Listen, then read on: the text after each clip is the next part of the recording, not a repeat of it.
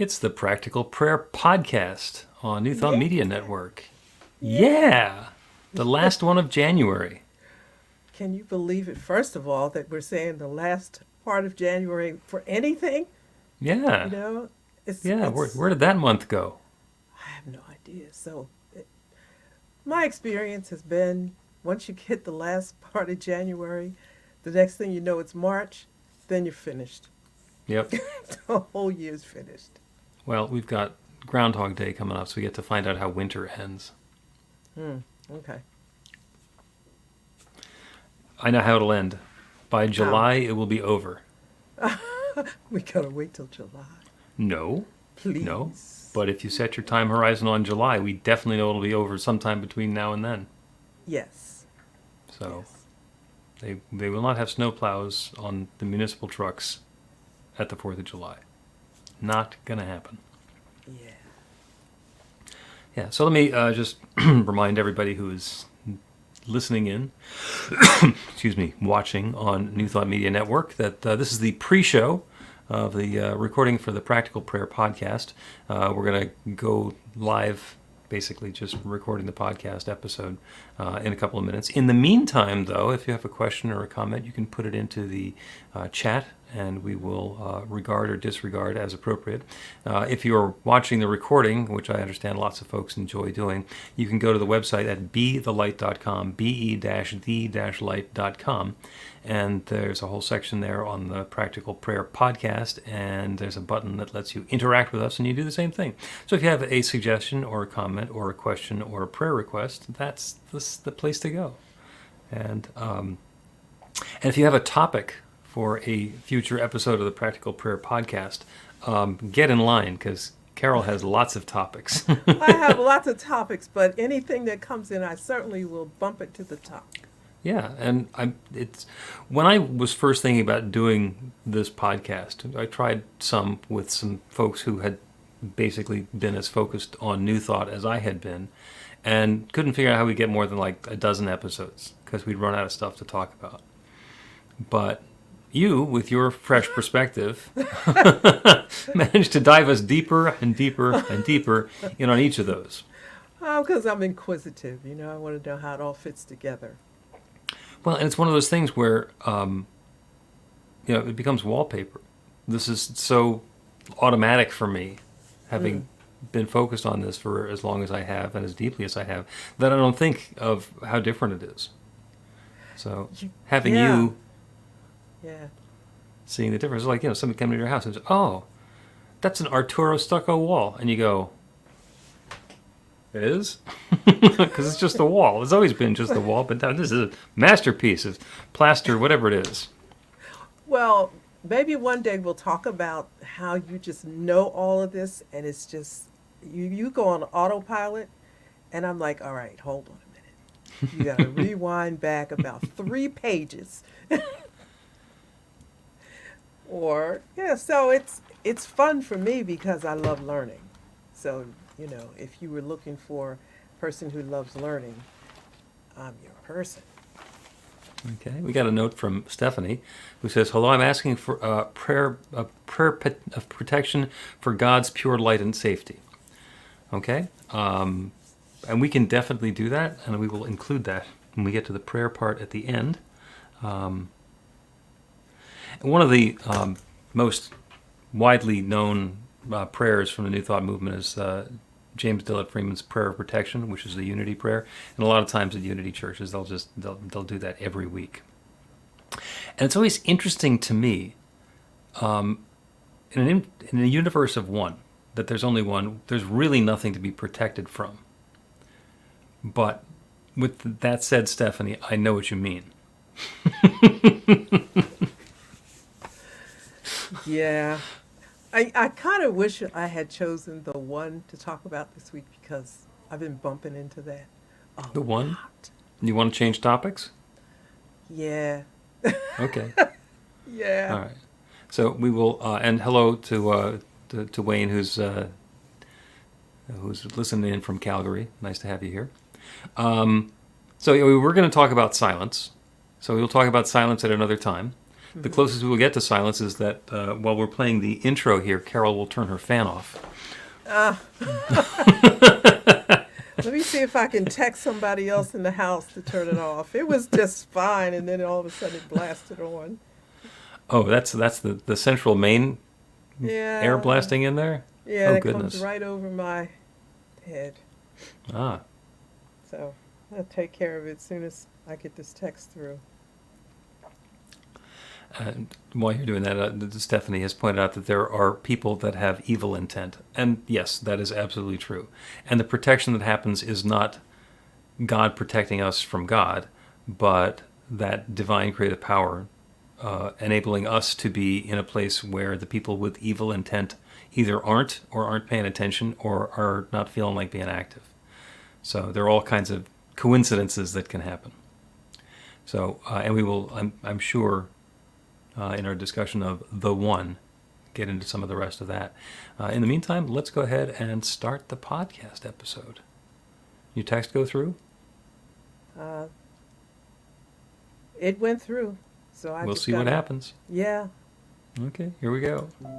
A practical prayer is a prayer that works. These discussions between Reverend Bill Marchiony and Carol Lawrence dive into the details of how it works and how to work it. Reverend Bill is a New Thought minister and the author of Practical Prayer for Real Results. Your new life begins with a new thought.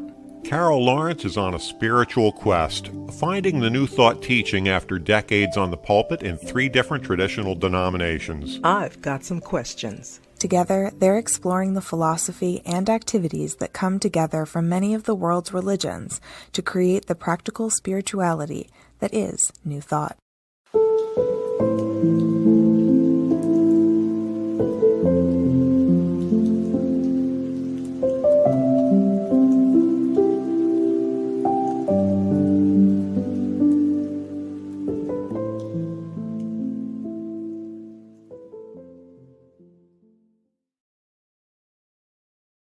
Welcome to the Practical Prayer Podcast. I'm Carol, here with Reverend Dr. Bill Marchiony, and we're going to talk about The one. You said you wanted to talk about the one. yeah. And it was a change-up pitch because you were going to talk about something different, but then the one was brought most forcefully into the forefront while we were pre-chattering. Yeah. So what's got your attention about the one? Because I can't get away from it. Not that I'm Well- trying. Not that well- I'm trying. Let me be clear about that. The one that we're talking about is the one infinite creation that is Yes. everything, everyone, everywhere. So the thought of getting away from that is actually, I'm glad you haven't been successful because there's nowhere else to go. I know. I haven't been trying. But from the side of the street that I have been indoctrinated in, and it's kind of really a pleasure sometimes, funny, to when I bump into conflicting ideas and I'm thinking, well, wait a minute, yeah, you've got to adjust this and change this because this doesn't float in New Thought, right? And this is, this is your commitment, right? So, and I take myself through that conversation, but it's much easier than that. But here's how I keep bumping into it. I do a lot of things. And sometimes I'm trying to create different things, and different, I guess, streams and flows of things for my work. And, I do art, I do music, and bunches of stuff. Mm-hmm. And I'll tell you, every time I would think, can I get this? Let me look at maybe an artist or somebody that I want to get into their headspace. Mm-hmm. And also, this is better. I read poetry. I do the audio poetry thing sometimes. And I want to get into their head and who they are so that when I read it, I'm who they are. Mm-hmm. And then it keeps coming to me that, well, they were channeling the one. And so you're just dealing with the middleman here. Yeah. Yeah, and it's hilarious. It's hilarious. But here's the deal. Like I said, where I come from, Jesus says that you are God, and then, all the people were ready to hang him Mm-hmm. because they didn't care about anything else. He could keep on doing the miracles, but you blaspheme saying you're God. And I thought, how much of that is in your subconscious mind? Hmm. Because Psalm 46:10, be still and know that I am God. And if you really break that down, you just cannot get past that statement. Yeah, And and it's not the writer who's God. It's the I am within the reader. it's the reader. And I thought, oh, okay, all right. And I'll think, how you have those aha moments that are remind you of the last time you had that same aha moment. Yep. And then I'll just get up, right? I'll get up and take a walk and think, okay, now you got it. There's no getting away from this. You just can't. And so just keep bumping into it, but it makes the work better. Mm-hmm. It does. It makes the work better. Right now, I'm just kind of laughing at consulting with the middleman. There's a couple of things that are going on. Be still and know that I am God implies that, yes, of course, I am God. Because we're not God just because we're quiet. It's not like we're some second-rate piece of material and suddenly when we shut up, we become God. Mm-hmm. It's be still and know it. So when we're not knowing it, it's because we're not still. It's because we're distracted by the stuff that's going on elsewhere in our conscious awareness. And there's plenty to distract us. We have these sensory systems. Oh my goodness. It's like the inside of our skulls are, wired with cameras and sound and remember Sense-Around? Mm-hmm. Mm-hmm. Where you could actually feel something. That's our bodies are built with that. So we can taste and smell and feel and touch and see and hear and experience things. And it is a thrill ride. And it is far from still. Yeah. So when we're still, then we can be aware that there is one, and at other times we can be distracted into the absolute certainty that we're all separate, that we're all individual, that this is just going on for me. The same thing when you're reading poetry. You can read it and analyze it, and do chart of what the meanings are, and try to figure out what the inflection should be and the flavor and meaning of each word. And you can read the poem and then go into silence and ask that infinite voice to tell you what is the next perspective to look at that same poem from. And then when you look at it again, as you say, you've cut out the middleman, because you don't have to figure it out, because that is something that is already known in the mind of the one. And when you open up to it, it's like, oh, I get it. It's such a level of freedom, or a place of freedom, or experience of freedom when you do that, because of course when you're reading poetry for the reasons that I read it and other things, other people's comments about it come into play. Mm-hmm. And I read something one time, and the person commented that you should read it faster or slow. I can't remember, it was whatever. And I thought, okay, this person lived like, a couple thousand years ago. So guess what, honey? You don't know. You don't know how he would have read it. I am asking Spirit to put me in that place where that person was, what they were feeling, what they were thinking, whatever. Now, do I have any proof? No. But I have faith in the source of all things. Mm-hmm. So if I'm not quite getting it, all of the nuances that the middleman did, who wrote the poem or whatever, Mm-hmm. I'm getting the download here, and I got to trust that this is the way it's supposed to come out. Yeah.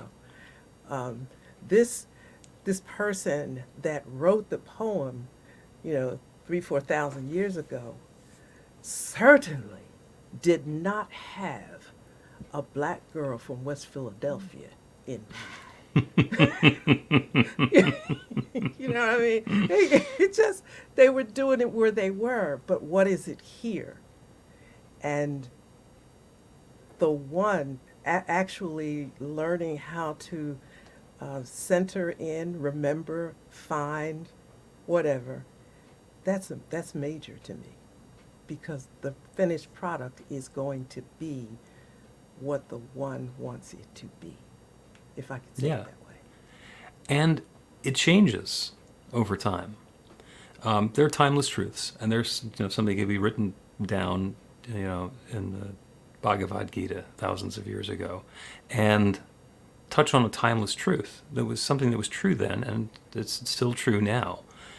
And there are other things that can get written down in the same document that meant something then, and our understanding of the world and our perspective on the world and the way things are interacting has changed. So there's evolution that's been going on. So it can mean something different now than it meant then.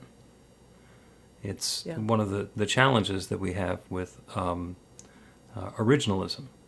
What did they mean when they originally wrote that? Well, you can't interpret that today because evolution and advancement and time has marched forth. And it may be a timeless truth, or it may have been true at the time and no longer applies. Yeah, you're making me remember some experiences that I had in seminary where you had to research exactly what the language, because we had to learn Greek and Hebrew, so you had to learn what was meant by that when it was said as best you could. And sometimes I'd feel like, that's nice, it's reading a story, but right now, right here, I think it means something else, or I can use it differently. Now, I gotta tell you, I got in trouble a lot of times. Well, I can imagine, yeah. I got a lot of red marks on my papers that I turned in, and question marks and stuff. It doesn't matter. But you can't, I don't want to say that there's one truth or not one truth, because I might be getting in trouble here. I'm just saying that there's one Yeah. that can interpret it the way it needs to be in my space. Yes, I agree with that. And when we get to the one is love. That's what it is. And it's aspects of that love are intelligence and energy. Mm-hmm. So there is an intelligence, there is an energy, there is an unfoldment over time. Because the one is all matter, it is all energy, it is all knowledge, and it's love unfolding. And the reason that we know that it's love unfolding is because if you take the story back to the very beginning, the creation story, whether it's the Big Bang or the story in Genesis, which, by the way, I think are the same story, just one of them is told in quantum physics terms and the other one is told in scriptural terms. I love it when you do that. In the beginning, there was only this one creative power, and it had an intention. And we're going to presume that it's a conscious intention to create what we're now experiencing as this manifest universe. So it set the intention for this to happen, and then activated a bunch of natural laws, which has allowed everything that exists to come into being. Now, it could be a 14 billion year process of evolution. It could be something that was much more rapid, but we know things have grown and changed and become different because we've watched. I mean, there are 8 billion people on the planet now who weren't here before, so they came from someplace. So there's continuing to be an expansion. Our technology does the same thing. As it goes from the ability to do this to suddenly the ability to do more and more and more, we're growing, we're advancing, our understanding is growing and advancing, and the natural laws are not changing. We are discovering them, and we're putting them to use. But they're the same laws that have always been there, and we just get to continue using them in different ways. That sharing of self, that intention to share energy and substance and creative potential, that's love itself. that level of creativity, that level of sharing is an act of love. So everything is that divine love taking its own form. Which reminds me again of something that happened. You always do this. So I had a little tiny bit of, wrong word here, but I don't have time to try to figure out another one. I had a little trouble with the love part Okay? because of the meanness of people and so forth over the years. And as a pastor, sometimes you don't get a chance to think about things because things are happening and you're responsible and you got to keep moving, blah, blah, blah. So I did have trouble with the love part and the intent piece. But something happened in my world not too long ago. And the only thing I could think of at the time was, you have to let love lead on this. Mm. And I thought, what did you just say? Like, what? And I'm looking around to see.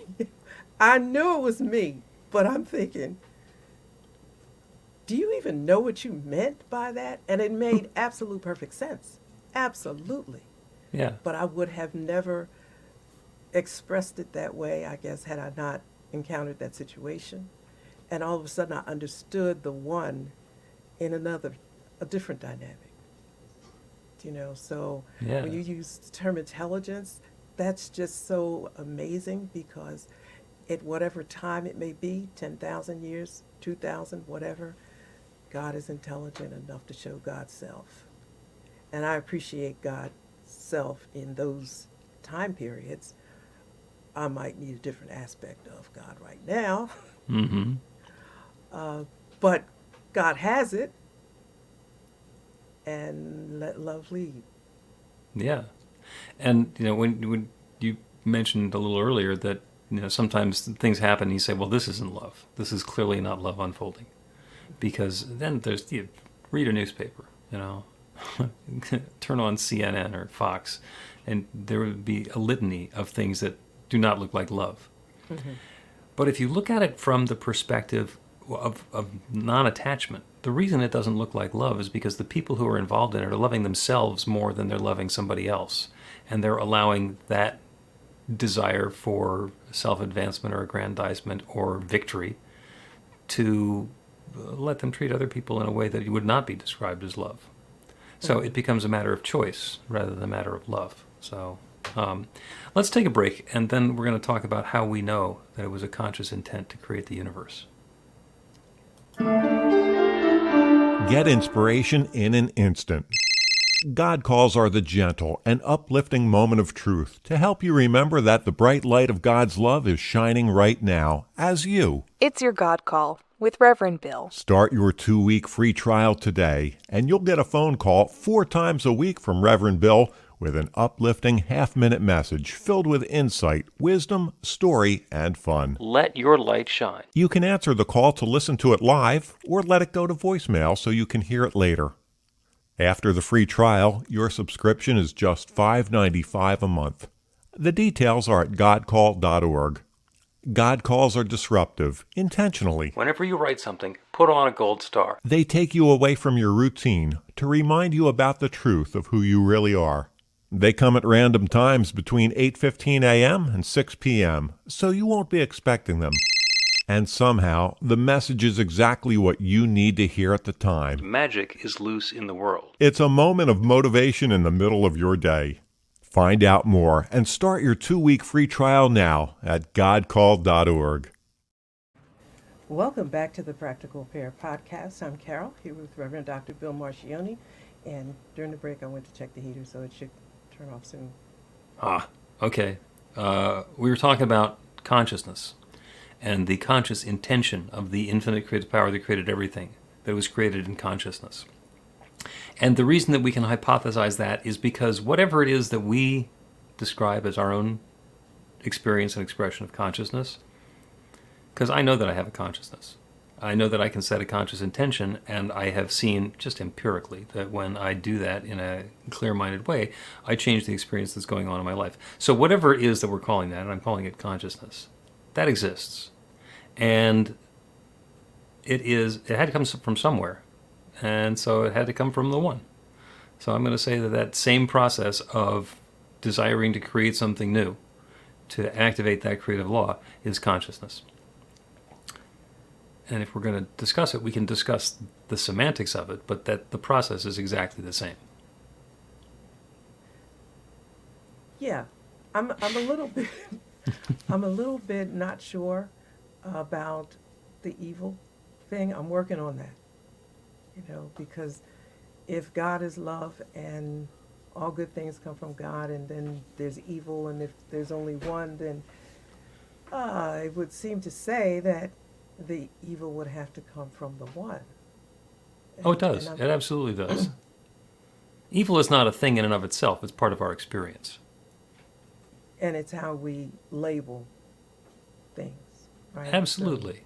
Absolutely. I can describe, somebody pushing a knife into somebody else's body, and that's either a stabbing or a surgery. And one of them you can say is evil, and the other one you can say is a miracle, but it's not the actual action. Yeah.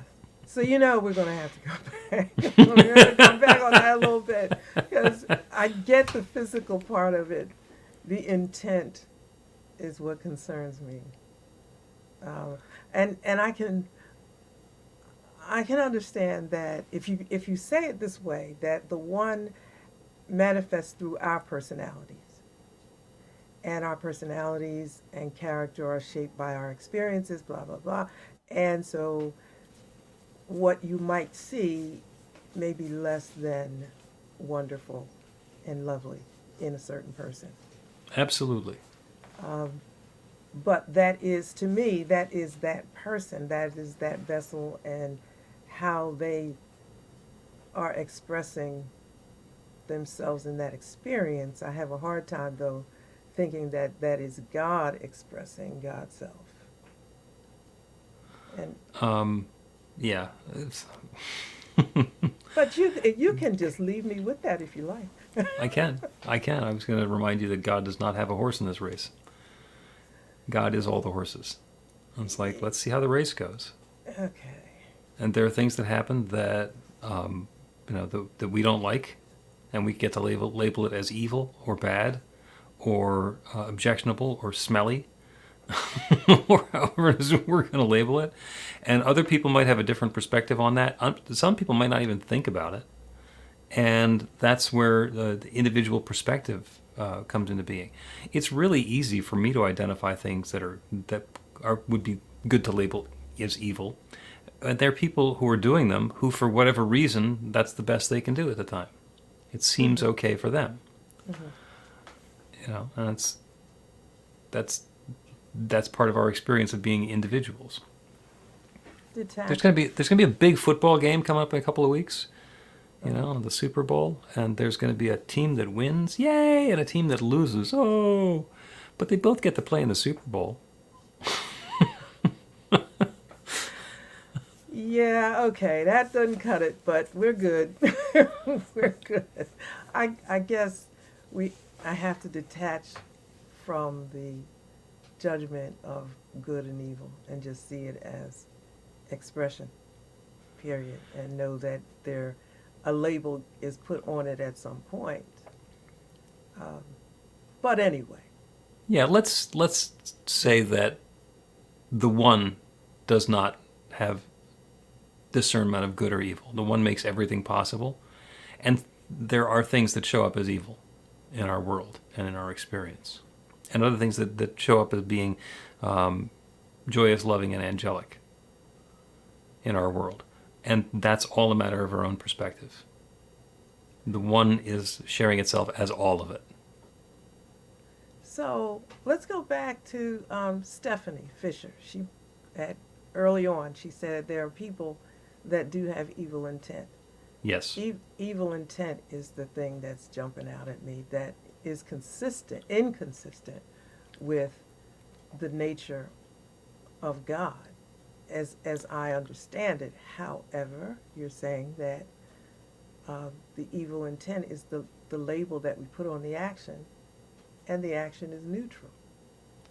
Well, the action is whatever the action is. But take somebody who's doing something evil. They're oppressing somebody else. They're holding somebody else down. They're disadvantaging another person. There might be verbal or physical abuse. There might be financial leverage that's being applied. Whatever it is, the person who you would label as evil is trying to accomplish something. Mm-hmm. And generally they don't set out in the morning saying, let me go do something evil.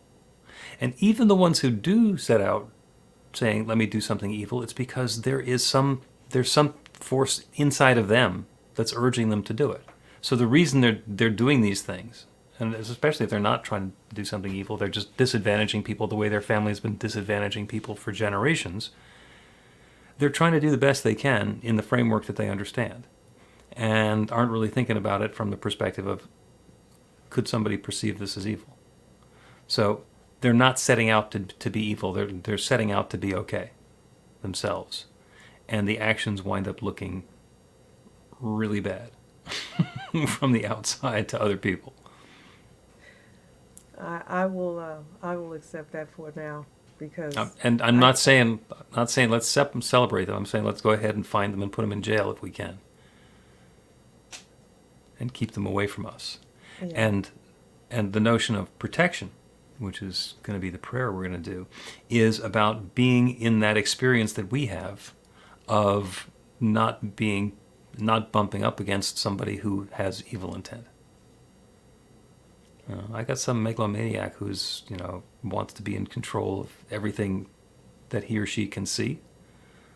Then there might be guidance available to let them not see me. Or my family, or my friends. They could go off and do this someplace else where their malevolence will be appreciated. Mm-hmm. Instead of causing a ruckus in the middle of my life. Yeah, so I used to deal with, especially when I was commuting through Philadelphia, some road rage. And every once in a while there would be I'd be surrounded by people who were driving really badly and aggressively, and they're doing stupid things and being really annoying to me and getting me very angry. And I got into this spiritual practice, and one of the things that I did was to set the intention that driving is peaceful and comfortable and safe for me. And those knucklehead drivers stopped coming around. I was more peaceful, and I very rarely had cause to get angry at another driver. They were probably still out there driving badly. They just weren't driving on the roads that I was on when I was on them. Yeah. I'm okay with that.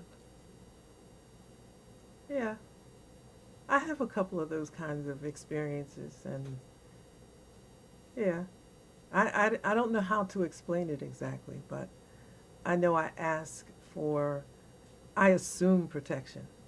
I suppose at some point I ask for it, but I assume that I'm going to be okay in given situations, and my family will get all up in the air. Why were you there, and why were you talking to those people? And it never occurred to me that I was in a situation that perhaps would be questionable. I just go where I go. Go where you go and manage to be safe as you do it. Yeah. Let's take another break and continue with a prayer of protection. Learn to put practical prayer to work in your life. The steps are simple to learn and let you begin to get real results to create the life of your dreams immediately. Reverend Bill Marchiony's widely acclaimed book, Practical Prayer for Real Results, gives you a clear summary of the New Thought principles behind practical prayer and the series of easy-to-understand steps found in the most effective prayers from religions and spiritual practices all over the world and throughout history. Practical prayer is not a replacement for your religion or practice. It's a technique to make the work you do in consciousness even more effective. The book includes 40 prayers on various topics that you can adapt as needed and use as your own. Practical Prayer for Real Results is available in paperback, Kindle, and audiobook on Amazon or at b-the-light.com. That's b-the-light.com. Welcome back to the Practical Prayer Podcast. I'm Carol, here with Reverend Dr. Bill Marchiony, and the conversation has been enriching, enlightening. Wonderful. A conversation about the one. And that's, where it all starts. There's one power and presence, one love, one source of everything. And one of the things we've been talking about today is protection. And the dichotomy that we feel when we think that we need to be protected. We're part of this one, and the one needs to be protected from the one somehow. And from that perspective, it seems like it might be an oxymoron or unnecessary. When we're talking about that experience, that personal experience of protection and being protected, and allowing that infinite creative power that has created us to keep us safe and healthy and harmonious and whole and in a peaceful place where we can live our lives and share our love and be that divine goodness that we are. When that's what we mean by protection, then it means something different. I mentioned earlier the prayer of protection from unity, which is James Dillett Freeman, which is the light of God surrounds us, the love of God enfolds us, the power of God protects us, the presence of God watches over us, wherever we are, God is, and all is well. That's generally the way they say it at Unity churches. The power of God protects us. And if we put an asterisk next to that, then we know what we mean by the power of God protecting us. Let's do our own practical prayer for protection. And that's not to be safe from something outside of us. That is instead to be okay in the circumstance and situations that we're in, that we find ourselves in. The protection is not emergency shields up to keep the bad stuff away. It's instead an invitation to allow that which we find to be harmonious and uplifting and joyous and what we describe as good in our experience. So it's a field of love rather than a shield of armor. As we open up to the awareness of that one divine power and presence, we call it spirit or God or nature or the Big Bang or the source. Whatever it is, there is that one presence that shares itself as all of its creation. Everything that exists, everyone, everywhere, every moment, every molecule, everything is that divine power and presence taking its own unique and particular form. That everything includes everyone, includes me and everyone within the sound of my voice. All a divine expression of God's infinite goodness expressed in our own way. And there is the possibility for all of the experiences that we have to fit together in a way that is harmonious and joyous and balanced. So in whatever aspect any of us has, where we feel that we are threatened, that we feel that there is danger, that we need to have protection, we invite in the light. We invite in that divine light of God's love and choose the experience that we would prefer to have. That's part of it is on us, to be able to pivot from the challenge or the difficulty or the fearful thing that has our attention and turn away from that towards what we would prefer to have instead. So we can open up our awareness to that good, to feel into that feeling experience of what it's like to be completely free of the challenge that we had and stepping into that new experience. That infinite creative power always says yes. It does not know not. We can't pray to not have a threat. We have to understand what we mean to experience when that threat is behind us, is no longer part of our experience. How do we feel then? What do we experience then? That's the invitation that we're making. And that infinite creative power, the one that creates everything, is already responding. As we open ourselves up to this newness, the protection is automatic. That newness is unfolding in a way that brings joy and harmony and uplift and peace and harmony and whatever it is we describe as good into our experience. And love continues to unfold. And that's what I'm claiming now. That is what I'm claiming today for each of us in our own way. And so with gratitude for all of this goodness that's already unfolding, with gratitude for the awareness of this creative process, with a deep feeling of thanks for the wonderful stories of transformation we get to tell about the time up until now, which has been challenged or threatening or difficult, to that pivot and transformation and the good that ensues. I'm claiming it now. I'm claiming this goodness. I'm claiming this love, this harmony, this experience of feeling protected. And so with a deep feeling of thanks, I speak this word and I release it into that creative law that has created everything. And I know it now is creating this. And so I let it be. And so it is. The Practical Prayer Podcast with Reverend Bill Marchiony and Carol Lawrence is a production of BeTheLight.com. be-the-light.com. Where you can find more information about practical prayer for real results. Our theme is by Music of Wisdom. You can learn about the spiritual community of New Thought Philadelphia with daily guided meditations, Weekly celebrations of spirit, and Reverend Bill's classes in practical spirituality at newthoughtphilly.org.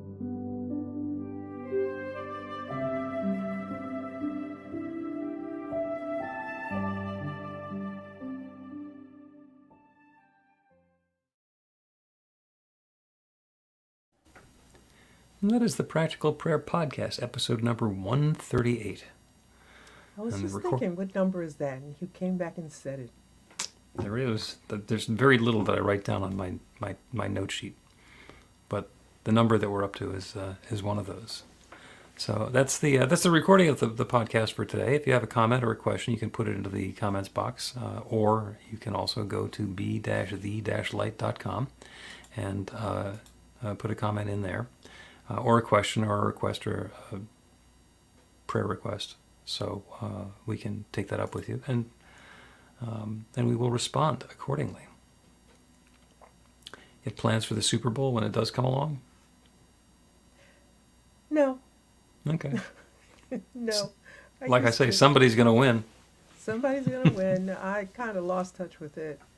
I remember maybe like 20 years ago, 25 years ago, when I first came to New Jersey, a huge church had a big Super Bowl party, and it was the most amazing thing I'd ever seen. You know, that church had gobs of money, and it was fabulous. And I always wanted to do a Super Bowl party like that, you know, for the church. I never came close. The intent was there, but I was missing the middle part, you know, the financial part. So Yep. I still remember that. It was wonderful. Yeah, well, see if you can get people to show up for church on Super Bowl Sunday, even if it's just in the morning. Good luck with that. Yeah, there's that. All right, well, that is a wrap this week. Thank you very much for everybody who is watching and listening in, either live or on the recordings. Thanks also to the New Thought Media Network for letting this happen. Have a great day.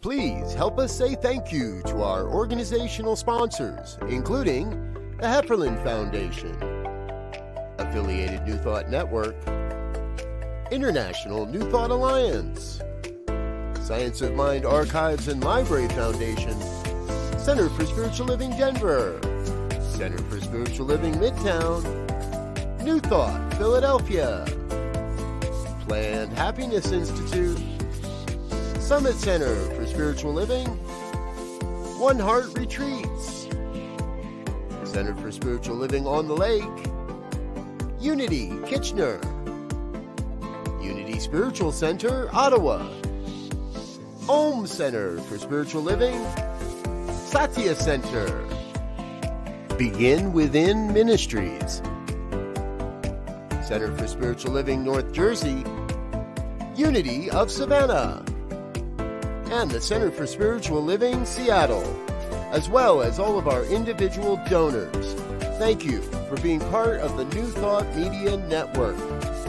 Please like, share, and subscribe. New Thought Media Network, positively inspiring.